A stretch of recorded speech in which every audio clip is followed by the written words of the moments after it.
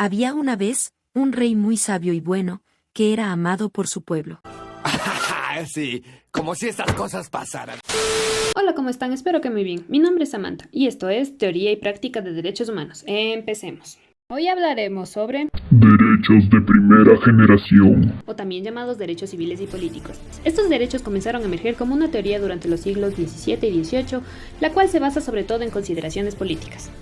Contexto histórico. En 1688 surge la Revolución Inglesa entre quienes pretendían imponer un estilo de gobierno absolutista y aquellos que trataban de limitar el poder real. Estos enfrentamientos culminaron con la derrota del absolutismo y la instauración de la monarquía parlamentaria.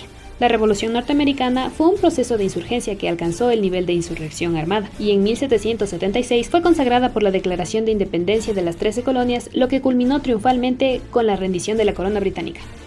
La Revolución Francesa. La Revolución Francesa fue un movimiento político, social e ideológico que se desarrolló en Francia desde el año 1789 hasta 1804.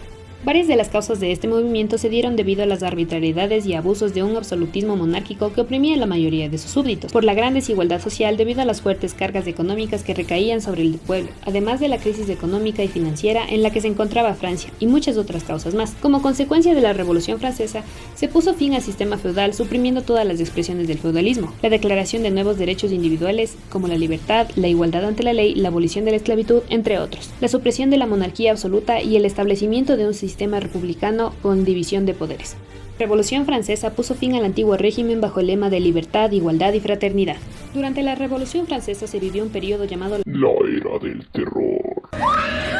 pues el conformado Tribunal Revolucionario sentenció a miles de personas, incluyendo a nobles, ciudadanos, intelectuales, políticos y prostitutas, sin o con pocos motivos, y todo bajo los cargos de sospecha de crímenes contra la libertad, lo que fue suficiente razón para ganarse una cita con Madame Guillotine. ¡Canallas! ¡Mentirosos! ¡Falsificadores! ¡Perderán la cabeza! El resultado de la Revolución Francesa fue el mismo que en las colonias inglesas de Norteamérica, la independencia, alcanzada tras un violento y generalizado proceso revolucionario. Pero no todo es malo en esta época, pues fue en 1791 cuando se redacta por primera vez la Declaración de Derechos del Hombre y del Ciudadano.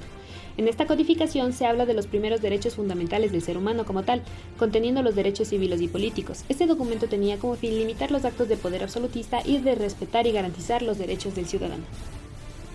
Estas libertades fundamentales implicaron el respeto de los derechos por parte del Estado. El titular de estos derechos era el ser humano concebido como persona individual, y ya no existían súbditos, sino ciudadanos. Derechos civiles. Entre los derechos civiles se destacaron el derecho a la propiedad, en donde cada individuo podía gozar y disponer de sus bienes; el derecho a la seguridad, en donde se practicaba la democracia con la participación y el poder de decisión de cada persona; el derecho a la igualdad, en donde todo individuo era reconocido como igual ante la ley; y el derecho fundamental más importante, el derecho a la libertad, en donde se materializa el reconocimiento de la dignidad del ser humano, pues toda persona era libre de obrar con voluntad propia. Derechos políticos. Lamentablemente, en la primera codificación de derechos humanos como tal, solo se reconoce al hombre como sujeto de derechos y por lo tanto como ciudadano, otorgándole derechos como el derecho al sufragio, en donde podía escoger a sus representantes; el derecho a los honores, en donde cualquier ciudadano podía ejercer un cargo o función pública o religiosa; y la más importante, la resistencia a la opresión, en donde todo ser humano con poder de autodeterminación tenía la potestad de oponerse a quien incumpla su deber de protección de sus derechos. A manera de concluir con todo, podemos decir que el surgimiento de los derechos humanos de primera generación fue el resultado de la ardua lucha contra el poder absoluto y la opresión de grupos privilegiados que habían impuesto su poder desde hace siglos, en donde el pueblo, a pesar de sufrir grandes pérdidas durante las revoluciones, triunfó al conseguir la igualdad, la libertad y el reconocimiento de sus derechos.